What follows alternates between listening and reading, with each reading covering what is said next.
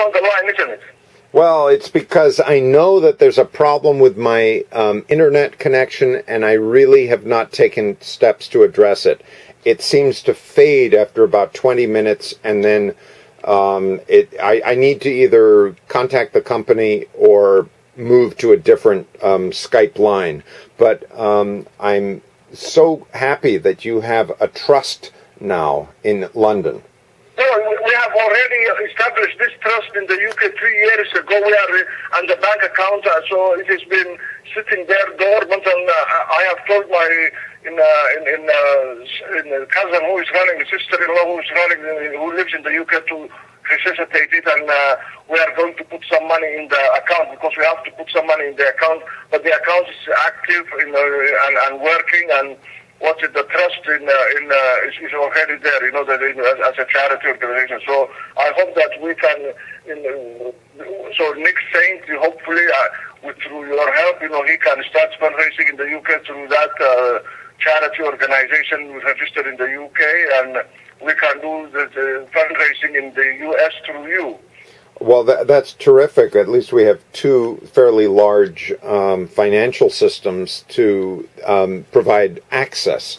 And I think you and I both play a role here in just sharing this information with people who might tell someone who may have an interest in East Africa and the Horn of Africa.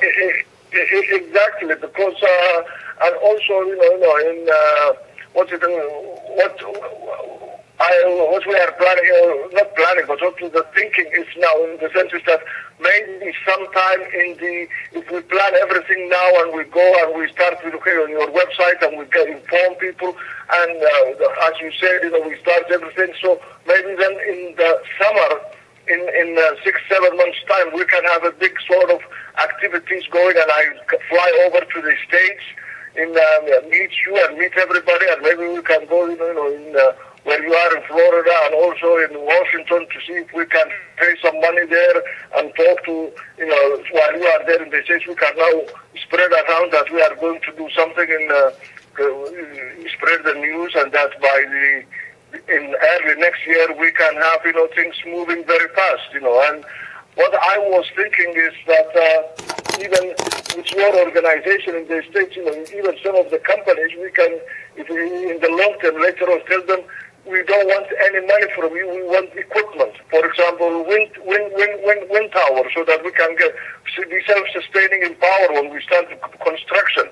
Wind towers, couple of wind towers, so you can write it off against your tax. So we don't only ask for money, but we ask for equipment as well, so that people know we are not people who are after money, only we are after really establishing something concrete on the ground. Right, and there's something powerful with connecting with people who've done some similar third world efforts, such as Ben Moodie. Do you know Ben Moodie? Oh, shoot, damn it. Oh, darn. I did that wrong. I'm sorry. Yeah, I did something wrong there. Do you know this guy named Ben Moodie, who's in, let's see, he's in Honduras? Yeah, you told me he's in Honduras and he remembers me, but I really, maybe when we speak, maybe when we have a chance to talk, maybe he will say something that will jog my memory, but he seems a very, very interesting guy to have around, to be involved. Well, because he's in the field. Well, the particular interest I have in him is that he is the only person who never received a high school diploma who runs a school. And he runs it along, the lines of Corlette, having a morning meeting and talking with students. And you are calling somebody, I can hear a dial tone. Yeah, I'm trying to reach Ben right now. That would be really good. But at least I'm telling... Like you messaged me one. Well, there he is. Want me to call you back? Leave a number. Bye. And that's Ben's voice anyway. Record your message. To end, press pound. So, Ben, I'm on the phone with Ollie Egal, and he's thinking about you. And we are thinking about you. We're talking about how to get a school started, and I think you've got some experience with that, Ben, and we look forward to future conversations. So I'm going to hang up on Ben. But at least he knows that we're thinking about him, and that exactly. I'm going to send an email. But my basic assumptions are this, that Ben took over a school and kept it going. And his expertise, I think, is knowing how to stitch things together. And he had a brilliant idea. Instead of having teachers, he would have volunteers. So his payroll was much reduced. And that way he could offer a lot of scholarships. One of the largest portions of a school's budget is the payroll. And he took the concept that if someone had graduated even high school, preferably university, they could walk in and perhaps share what they know, not necessarily as a teacher, but as sort of a guide on the side. And so I imagine that there was some lecturing, but then there's also what do you want to learn about in this class? And then each person would go and be moving forward. One of the, in his particular area, the Honduras environment, the biggest thing is to know how to speak and read English.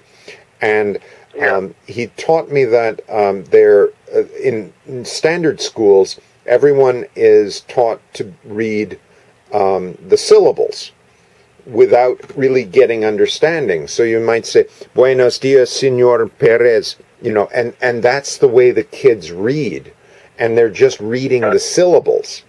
And so he had to pull something different and get the students. When the school started in Somaliland, by an American guy who was in Wall Street, and he left Wall Street and started a boarding school, but this is for boys, in just outside our capital city, 10-15 kilometers our capital city, a boarding school. And what he has done, for him, he charged them a little money, hardly anything, but a little money. But what he does, I'm talking about teachers, what he does is he gets volunteer teachers from the States. He provides them the airfares to Somaliland and back for 1 year, and he gives them sort of not a salary but a pocket money in a few $100s a week while they are there for the year they are teaching there. So he's getting, and for these young teachers, graduate teachers from the States, it's an experience for them, and they see some part of the world. So I was thinking maybe we could do the same thing. I think it's an excellent concept, and it builds on Corlette's system. I don't know if he specifically thought about this, but because to get good teachers, and because teachers is very important, and people who can, so he's getting these young teachers from the States who are, fresh graduates or fresh school teachers, and for them it's experience, it's a new environment, music.